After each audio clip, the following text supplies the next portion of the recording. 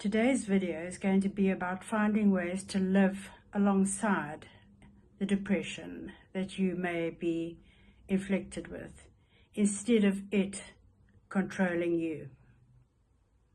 If this interests you, you're in the right place. Stay tuned. Hello everybody, hello my subscribers, and anybody new to my channel, a big welcome to you, and I do hope you enjoy this video. Now, for many years, I used to say that I suffer from depression and anxiety. And I realized that by using the word suffer, I was allowing the depression to make me a victim to it, instead of finding ways for me to live with it. And I now say that I live with depression, which is a much more positive outlook to it. So let's speak about a few ways that perhaps would help you live with your depression instead of suffering from depression. Before I begin, I want to say that I'm not a mental health professional, and I talk only from my own life experience of living with a mental health condition. What I'm sharing comes purely from my own experience. This video is not an instruction, it's simply a perspective on the condition. So take what resonates for you and leave the rest. Living with depression doesn't mean denying how hard it can be. It simply means that mental health is not something that disappears. It's something that we learn to live with, and we learn to manage it and make the best of it. Something I think about quite often, there are instances in our lives that we're prepared to put so much hard work into. For instance, embarking on a career or starting a new job. You're prepared to really put 100% into it, to give of your best. Perhaps if you take part in a sport and you really want to succeed, you really practice, you put your everything into it. And sometimes even relationships. Some relationships are not easy and they take a lot of hard work. I've heard people say that marriage, for instance, is something that needs to be worked at.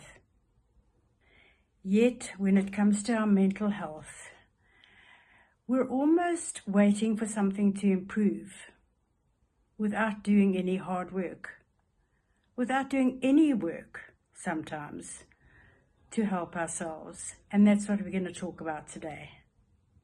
I don't see working on my mental health as punishment or pressure. I see it as more like training, practicing, putting some extra work in to try and live side by side with the condition that I have.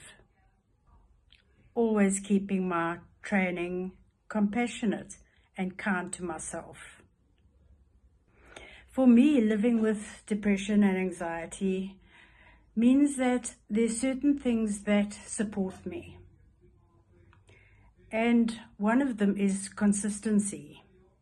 Much like training for something physical, there are rules to training, and not strict rules for mental health, but nevertheless, if you stick to them, I can assure you, your mental health will improve.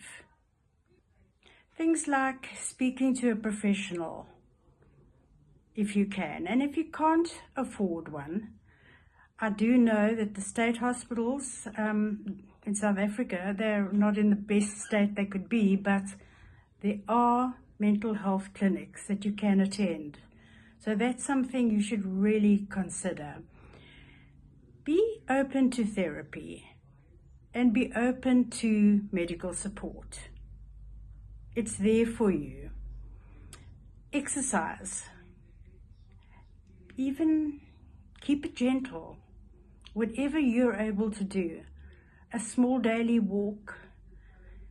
If you have the opportunity, a swim, something refreshing, or just perhaps watching a YouTube exercise channel, something to get your body moving. And then this surprises people, watching what you eat. I really watch what I eat for my mental health, believe it or not. It's been proven, scientifically proven, that our gut is directly connected to our mind by our vagus nerve. And your gut health is very, very important. So I'm not here to give you all the do's and don'ts of what to eat and what not to eat. I'm not qualified to do that. But perhaps you could Google it and find out yourself, and you will see that keeping a good gut health gives you a better mental health as well. Do you give yourself time of quiet and rest and mindfulness?